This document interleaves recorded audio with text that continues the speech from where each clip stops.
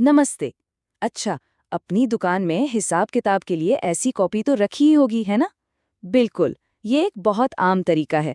पर क्या कभी सोचा है कि ये छोटी सी दिखने वाली कॉपी असल में आपको कितनी महंगी पड़ सकती है? चलिए, आज जरा इसी छिपी हुई कीमत के बारे में बात करते हैं। तो एक सीधा सा सवाल, अगर आज भी दुकान का सारा हिसाब किताब कॉपी में ही लिखते हैं, तो कहीं ऐसा तो नहीं कि अनजाने में हर रोज पैसे गंवा रहे हैं? आइए समझते हैं कि ये कैसे हो सकता है। तो चलिए उन 5 आम गलतियों पर नजर डालते हैं जो कॉपी में हिसाब रखने वाले लगभग हर दुकानदार कर बैठते हैं। ये गलतियां भले ही छोटी छोटी लगती हों, पर महीने के आखिर में ये मुनाफे पर बहुत बड़ा असर डालती है। सबसे पहली और सबसे बड़ी समस्या, उधार भूल जाना। सोचिए, कोई ग्राहक आया, 500 रुपए का सामान उधार ले गया। आपने उसे जल्दी में कॉपी के किसी कोने में लिख दिया और फिर दुकान की भीड़-भाड़ में वो पन्ना कहीं दब गया या याद ही नहीं रहा। बस हो गया नुकसान। ये 500 रुपए जो आपकी मेहनत की कमाई थी, अब सीधे सीधे आपके मुनाफे से कट गए। दूसरी गलती है हिसाब किताब में चूक। जब दुकान में एक साथ कई ग्राहक आ जाते हैं, तो बहुत जल्दी में 500 का 50 या फिर 1200 का 120 लिख देना कोई बड़ी बात नहीं है, और ये छोटी सी भूल दिन भर के पूरे हिसाब को गड़बड़ा देती है। और तीसरी परेशानी है समय की बर्बादी। सोचिए, कोई पुराना ग्राहक आया और अपना महीने भर पुराना हिसाब पूछने लगा। अब कॉपी के पन्ने पलटने में ही 10-15 मिनट निकल जाते हैं। इतने कीमती समय में तो आराम से 2 नए ग्राहकों को सामान बेचा जा सकता था। चौथी बड़ी दिक्कत, स्टॉक का कोई अंदाजा ही नहीं होता। अब कॉपी देखकर ये पता लगाना तो लगभग नामुमकिन है कि दुकान में कौन सा सामान खत्म होने वाला है। और नतीजा, ग्राहक आता है, सामान मांगता है और आपको कहना पड़ता है, भैया ये तो कल मिलेगा। इससे बिक्री का सीधा सीधा नुकसान होता है। और इन सब का नतीजा है पांचवी और सबसे बड़ी समस्या। महीने के आखिर में जब आप अपनी मेहनत का फल देखना चाहते हैं, तो कॉपी के वो उलझे हुए पन्ने ये ठीक ठीक बता ही नहीं पाते कि असल में मुनाफा हुआ भी या नुकसान। मतलब अपने ही बिजनेस की सही तस्वीर साफ नहीं हो पाती।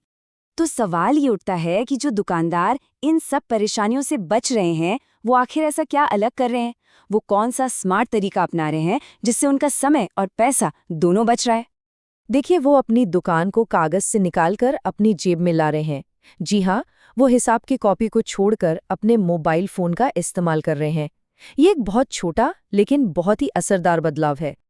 आइए दोनों तरीकों में जरा फर्क को समझते हैं। देखिए, एक तरफ है कॉपी, जहां उधार भूलने, हिसाब में गलती होने और समय बर्बाद होने का पूरा खतरा है।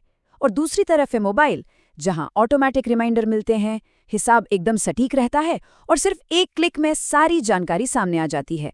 स्टॉक से लेकर मुनाफे तक सब कुछ बिल्कुल साफ साफ। और इस स्मार्ट तरीके को अपनाने के लिए वो व्यापार ऐप जैसे आसान टूल्स का इस्तेमाल करते हैं। ये ऐप दुकान के मैनेजमेंट को सच में बच्चों का खेल बना देता है। तो चलिए अब ये देखते हैं कि ये ऐप उन 5 बड़ी समस्याओं को जड़ से कैसे खत्म करता है और कैसे आपका पूरा का पूरा बिजनेस सच में आपकी जेब में समा जाता है। देखिए, ये ऐप 4 मुख्य काम करता है। फटाफट बिल बनाना, उधार का पूरा हिसाब रखना, स्टॉक को संभालना और सबसे जरूरी बात, ये सब कुछ अपने आप हो जाता है। आपका काम बस सामान बेचने पर फोकस करना रह जाता है। तो ये ऑटोमेटिक का मतलब क्या है? बिल्कुल सीधा सा मतलब है, आपने बस एक बिल बनाया और ऐप अपने आप उधार और स्टॉक का हिसाब अपडेट कर देगा। आपको अलग से कुछ भी याद रखने या लिखने की कोई जरूरत नहीं, कोई गलती नहीं, कोई टेंशन नहीं।